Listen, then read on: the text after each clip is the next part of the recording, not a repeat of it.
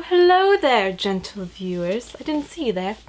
I'm just catching up on a new favourite of mine. The latest Harry Potter book. Isn't it lovely? I feel just like a child again, opening up a musty old book and getting chills up my spine as I read through these magical, magical words. Oh, just delightful. Here, let me share it with you. Okay, so you're probably like, what the fuck, Steph? You're supposed to review movies. What is this book nonsense? I don't know how to read. Well, listen here, kids, listen up. I've been reading a whole lot lately, and it's actually making me feel pretty good about myself. Like, I felt myself speaking more intelligently because I've been reading so much. And you know what? This is my show, and I'm gonna review whatever the fuck I want. Oh, sorry! I'm sorry. It's fine, it's okay, it's good. We're good. But seriously, come on, go read a book. Stop melting your brain looking at screens and educate yourself. This has been a public service announcement from Steph. Anyways, let's talk about Harry Potter! So if you don't know, I'm a big Harry Potter fan. I'm a fan. You could consider me a fan. Like a really big fan. Like, I literally just went to Harry Potter World like a week ago, and I 100% lost my shit over butterbeer and pumpkin pasties and Gringotts and Diagon Alley, and oh my god, I want to go back now! I also have this horrible British accent that I just can't seem to slip out of. And for anyone who cares to know, I'm a proud Ravenclaw, despite the fact that I am wearing a Gryffindor scarf. To be fair, Gryffindor is a close second. Anyways, Harry Potter and the Cursed Child. I'd first like to point out that yes, this is a play. Special rehearsal edition script. A lot of people are very shocked by this because they don't read things, apparently. Like, people were legitimately upset when they opened this to find out that it's not a novel. Like, did you read anything about it when it came out? Like literally anything at all. Quite frankly, if you're upset about the fact that this is a screenplay and not a novel, then you are not a true fan.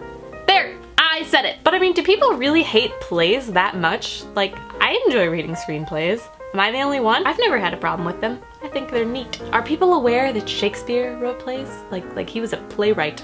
Every Shakespeare story you know was a play. You do know that, right? I mean, I don't think people complained. He was kind of a big deal. Harry Potter and the Cursed Child is a pretty easy read. It is about 300 pages, and I finished it in a few hours.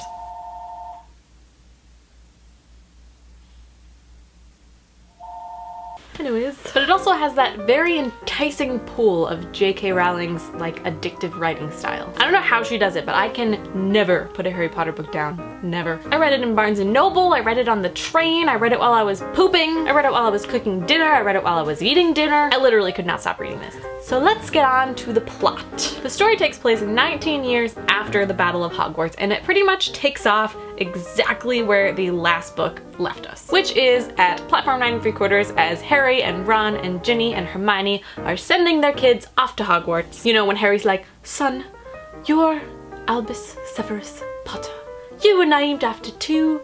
Why do I sound Australian? Anyways, you know what I'm talking about. Also, I'm sorry, but anyone who has to live with the name Albus Severus Potter, I am so sorry. Unlike Harry, Albus enters Hogwarts as pretty much a social outcast. He's sorted into the wrong house, and he's just completely ostracized from everyone and has no friends. Even his family wants, like, nothing to do with him. It's horrible. I feel so bad for poor little Albus Severus. Probably because Harry gave him a pretty fucking terrible name. Ain't nobody wants to sit next to him at lunch.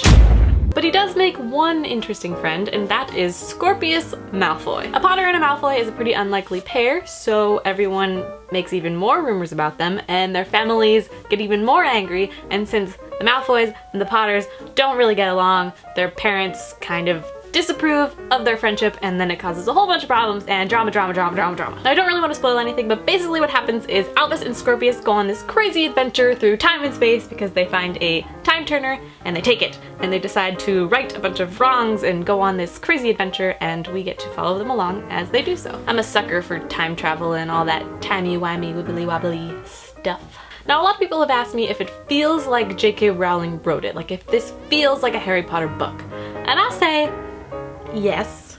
It has that same magical, wonderful, whimsical feel of all the other books. It really does. And the voices of the characters is absolutely coming from J.K. Rowling. Like, you can just tell. However, since it is a play, they did have to cram a whole bunch of stuff into a whole little amount of time because it is a production. So the juicy description and intricate details that we know and love from J.K. Rowling are kind of stripped away here. But that definitely does not mean that there is a lack of character development or description on the page, because it is there, it's just in a different form, because you can't really have paragraphs and paragraphs about the texture of Harry's scarf or like the particular shade of Scorpius's blonde hair. Like, you can't have that. So instead, all of those details that you would normally find in like a paragraph are now translated into either the dialogue or the actions or the set design, which obviously isn't in the book, but you can kind of imagine it in your head. So where we might not get a really great description of the way something looks, it's kind of replaced with a really hard-hitting line that just hits you emotionally, and it's just so good, and you're just like, ugh. So what normally would have been in a paragraph is now in an action or dialogue, which is certainly different, but not necessarily bad. I guess what I'm trying to say is, don't go into this thinking this is a novel by J.K. Rowling, because it's not. It's a story by J.K. Rowling and characters by J.K. Rowling, and it has the heart and spirit of a J.K. Rowling story, but it's not a J.K. Rowling novel. The only thing I can say that really kind of put me off is the pacing. While yes, like I said, they are cramming a lot of things into a very small amount of production time, there were some parts where it felt kind of rushed. Particularly the beginning, which seemingly takes place over several years, and I think it bounces around and pushes through that very rapidly and very fast. And I do understand why they did it that way, but at the same time, I feel like it probably could have been written differently so that it wasn't like bam. A lot of the scenes just bounced around very quickly from place to place and time to time, and I just kind of felt like I wanted to sit still in one place for just a moment longer. But honestly, most of that is just in the beginning of the story, and after that,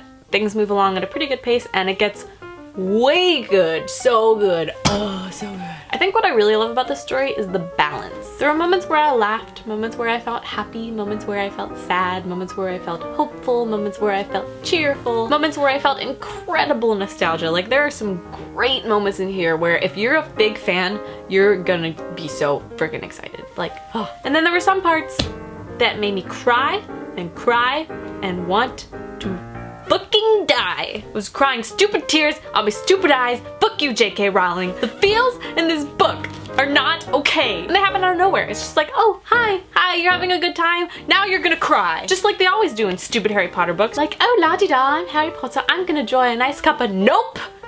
You gon' cry, bitch. Like, I cannot even explain to you the emotions that this story gave me. It was awesome. Honestly, if you're a Harry Potter fan, read this. Forget about the fact that it's a play, unless you like reading screenplays, in which case you probably have read this already, and if you haven't, what the hell are you doing? J.K. Rowling, John Tiffany, and Jack Thorne did an amazing job, and I really hope this goes to Broadway or something, because I really would love to see this on stage. Like, I would probably just die right then and there. Just, I'm done, I quit, goodbye. Anyways, I think that's about it. I really love this book, Harry Potter and the Cursed Child. So good. I might even read it a second time. Reading this also reminded me of how like amazing it is to just open a Harry Potter book and just be like, ah. So I'm thinking I might go reread the rest of the books, just for fun, you know, for funsies. It's a very fun read, an adventure full of excitement and suspense and emotion and all that good stuff. And very addictive reading.